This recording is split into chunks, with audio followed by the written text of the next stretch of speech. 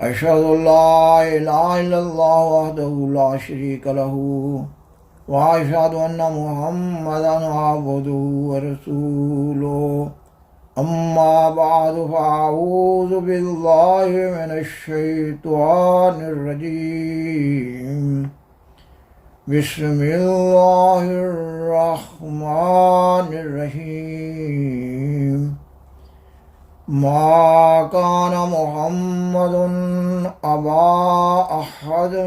من رجالكم ولكن رسول الله وخاتم النبيين وكان الله بكل شيء عليما۔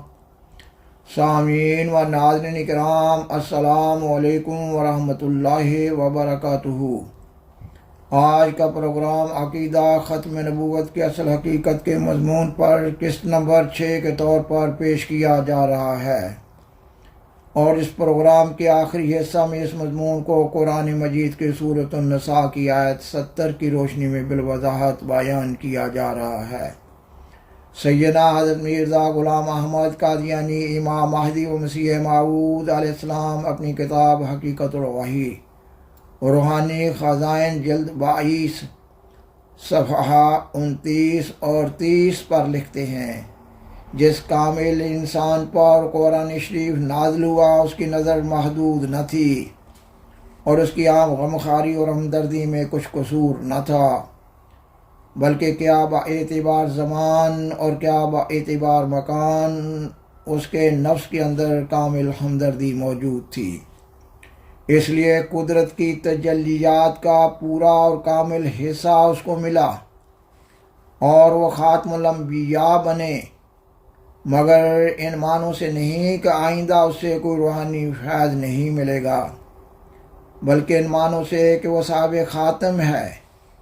بجوز اس کی مہر کے کوئی فیض کسی کو نہیں پہنچ سکتا، اور اس کی امت کے لیے قیامت تک مکالمہ اور مخاطبہ الہیہ کا دروازہ کبھی بند نہ ہوگا، اور بجوز اس کے کوئی نبی صاحب خاتم نہیں۔ ایک وہی ہے جس کی مہر سے ایسی نبوت بھی مل سکتی ہے جس کے لیے امتی ہونا لازمی ہے، اور اس کی ہمت اور ہمدردی نے امت کو ناقص حالت پر چھوڑنا نہیں چاہا، اور ان پر وحی کا دروازہ جو حصول معرفت کی اصل جڑ ہے بند رہنا گوارا نہیں کیا۔ ہاں، اپنی ختم رسالت کا نشان قائم رکھنے کے لیے چاہا کہ فیض وحی آپ صلی اللہ علیہ وسلم کی پیروی کے وسیلہ سے ملے، اور جو شخص امتی نہ ہو اس پر وحی الہی کا دروازہ بند ہو۔ سو خدا نے ان معنوں سے آپ صلی اللہ علیہ وسلم کو خاتم الانبیاء ٹھہرایا، لہذا قیامت تک یہ بات قائم ہوئی کہ جو شخص سچی پیروی سے اپنا امتی ہونا ثابت نہ کرے اور آپ صلی اللہ علیہ وسلم کی مطابقت میں اپنا تمام وجود محو نہ کرے، ایسا انسان قیامت تک نہ کوئی کامل وحی پا سکتا ہے اور نہ کامل ملہم ہو سکتا ہے، کیونکہ مستقل نبوت آن حضرت صلی اللہ علیہ وسلم پر ختم ہو گئی ہے، مگر ذلی نبوت جس کے معنی ہیں کہ محض فیض محمدی سے وحی پانا، وہ قیامت تک باقی رہے گی تا انسانوں کی تکمیل کا دروازہ بند نہ ہو، اور تا یہ نشان دنیا سے مٹ نہ جائے کہ حضرت صلی اللہ علیہ وسلم کی ہمت نے قیامت تک یہی چاہا ہے کہ مکالمات اور مخاطبات الہیہ کے دروازے کھلے رہیں، اور معرفت الہیہ جو مدار نجات ہے مفقود نہ ہو جائے۔ اور آپ علیہ السلام اپنی کتاب حقیقت الوحی روحانی خزائن جلد 22 صفحہ 101 پر مذکورہ مضمون کے تسلسل میں مزید لکھتے ہیں، یہ کس قدر ظلم ہے جو نادان مسلمانوں کا عقیدہ ہے کہ جو آن حضرت صلی اللہ علیہ وسلم کی امت مکالمہ مخاطبہ الہیہ سے بے نصیب ہے اور خود حدیثیں پڑھتے ہیں جن سے ثابت ہوتا ہے کہ آن حضرت صلی اللہ علیہ وسلم کی امت میں اسرائیلی نبیوں کے مشابہ لوگ پیدا ہوں گے، اور ایک ایسا ہوگا کہ ایک پہلو سے نبی ہوگا اور ایک پہلو سے امتی، وہی مسیح موعود کہلائے گا۔ اور آپ علیہ السلام اپنی کتاب سراج منیر روحانی خزائن جلد 12 صفحہ 5 اور 6 پر مذکورہ مضمون کے سلسلہ میں مزید لکھتے ہیں، میرے پر یہی کھولا گیا ہے کہ حقیقی نبوت کے دروازے خاتم النبیین صلی اللہ علیہ وسلم کے بعد بکلی بند ہیں۔ اب نہ کوئی جدید نبی حقیقی معنوں کی روح سے آ سکتا ہے اور نہ کوئی قدیم نبی، مگر ہمارے ظالم مخالف ختم نبوت کے دروازوں کو پورے طور پر بند نہیں سمجھتے، بلکہ ان کے نزدیک مسیح اسرائیلی نبی کے واپس آنے کے لیے ابھی ایک کھڑکی کھلی ہے۔ پس جب قرآن کے بعد بھی ایک حقیقی نبی آ گیا اور وحی نبوت کا سلسلہ شروع ہوا، تو کہو کہ ختم نبوت کیوں کر اور کیسا ہوا؟ کیا نبی کی وحی نبوت کہلائے گی یا کچھ اور؟ کیا یہ عقیدہ کہ تمہارا فرضی مسیح وحی سے بکلی بے نصیب ہو کر آئے گا؟ توبہ کرو اور خدا سے ڈرو اور حد سے مت بڑھو۔ اگر دل سخت نہیں ہوگے تو اس قدر کیوں دلیری ہے کہ خواہ نخواہ ایسے شخص کو کافر بنایا جاتا ہے جو آن حضرت صلی اللہ علیہ وسلم کو حقیقی معنوں کی روح سے خاتم الانبیاء سمجھتا ہے اور قرآن کو خاتم الکتب تسلیم کرتا ہے، تمام نبیوں پر ایمان لاتا ہے اور اہل قبلہ ہے اور شریعت کے حلال کو حلال اور حرام کو حرام سمجھتا ہے۔ خاکسار نے اس پروگرام کے آغاز سے ابھی تک سیدنا حضرت مرزا غلام احمد قادیانی امام مہدی و مسیح موعود علیہ السلام کی 2 کتب سے 3 حوالہ جات پیش کیے ہیں۔ ان حوالہ جات کی روشنی میں یہ مضمون بالوضاحت بدلائل بیان ہو رہا ہے کہ اللہ تعالیٰ نے آپ علیہ السلام کو امت محمدیہ میں سیدنا حضرت محمد رسول اللہ خاتم الانبیاء صلی اللہ علیہ وسلم کی محبت، اطاعت اور پیروی میں امام مہدی و مسیح موعود کے منصب جلیلہ پر فائز فرمایا ہے، اور یہ کہ حضرت مسیح عیسیٰ بن مریم علیہ السلام وفات پا چکے ہیں، اور یہ کہ آپ علیہ السلام کو امت محمدیہ میں امتی نبی کے مقام پر فائز کیا گیا ہے تاکہ موسوی سلسلہ اور محمدی سلسلہ میں باہم پوری مشابہت پیدا ہو جائے۔ سامعین و ناظرین کرام، سیدنا حضرت مسیح موعود علیہ السلام اپنی کتاب حقیقت الوحی روحانی خزائن جلد 22 صفحہ 100 پر لکھتے ہیں، کیونکہ اللہ جل شانہ نے آن حضرت صلی اللہ علیہ وسلم کو صاحب خاتم بنایا، یعنی آپ صلی اللہ علیہ وسلم کو حفاظہ کمال کے لیے مہر دی جو کسی اور نبی کو ہرگز نہیں دی گئی۔ اسی وجہ سے آپ صلی اللہ علیہ وسلم کا نام خاتم النبیین ٹھہرا، یعنی آپ صلی اللہ علیہ وسلم کی پیروی کمالات نبوت بخشتی ہے، اور آپ صلی اللہ علیہ وسلم کی توجہ روحانی نبی تراش ہے، اور یہ قوت قدسیہ کسی اور نبی کو نہیں ملی۔ قرآن مجید کی کئی ایک آیات میں ختم نبوت کی اصل حقیقت سے متعلق یہ مضمون بالوضاحت بیان ہو رہا ہے۔ اللہ تعالیٰ قرآن مجید کی سورۃ النساء کی آیت 70 میں بیان فرماتا ہے، وَمَن يُطِعِ اللَّهَ وَالرَّسُولَ، اور جو بھی اللہ کی اور اس رسول کی اطاعت کرے،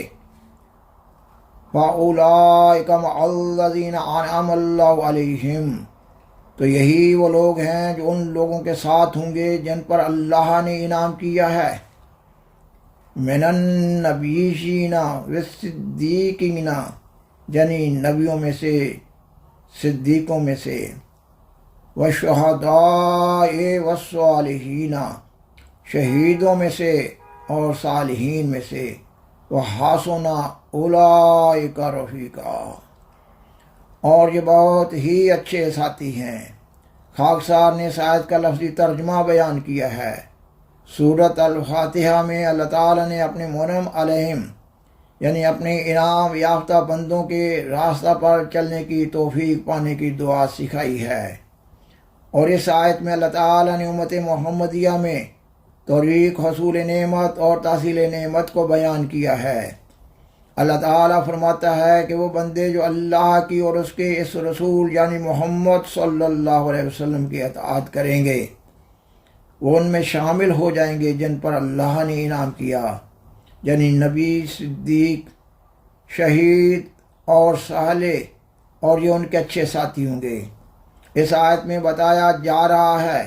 کہ سیدنا حضرت محمد رسول اللہ خاتم الانبیاء صلی اللہ علیہ وسلم کی پیروی سے ایک انسان صالحیت کے مقام سے ترقی کر کے نبوت کے مقام تک پہنچ سکتا ہے۔ اس آیت میں لفظ الرسول بیان کیا گیا ہے، یعنی الرسول کے لفظ پر الف لام داخل کیا گیا ہے، یعنی الرسول سے مراد سیدنا حضرت محمد صلی اللہ علیہ وسلم ہیں۔ قرآن مجید کے مطالعہ سے معلوم ہوتا ہے کہ آپ صلی اللہ علیہ وسلم کی بعثت سے قبل اللہ تعالیٰ نے کسی اور نبی اور رسول کو اس نعمت سے سرفراز نہیں فرمایا کہ ان کے امتی اپنے نبیوں اور رسولوں کی اطاعت کے نتیجہ میں نبوت کا مقام حاصل کر سکتے تھے۔ احمدیت مخالف علماء اس آیت میں لفظ معا کا مطلب ساتھ ہونا کرتے ہیں، جبکہ اس آیت میں لفظ معا لفظ من یعنی میں سے کے مفہوم میں استعمال ہوا ہے۔ اگر احمدیت مخالف علماء کے معنی تسلیم کر لیے جائیں تو ساری آیت کا ترجمہ یوں بنے گا کہ سیدنا حضرت محمد صلی اللہ علیہ وسلم کی اطاعت کرنے والے نبیوں کے ساتھ ہوں گے مگر خود نبیوں کا مقام پانے والے نہ ہوں گے۔ وہ صدیقوں کے ساتھ ہوں گے مگر خود صدیق نہ ہوں گے۔ وہ شہیدوں کے ساتھ ہوں گے مگر خود شہید نہ ہوں گے۔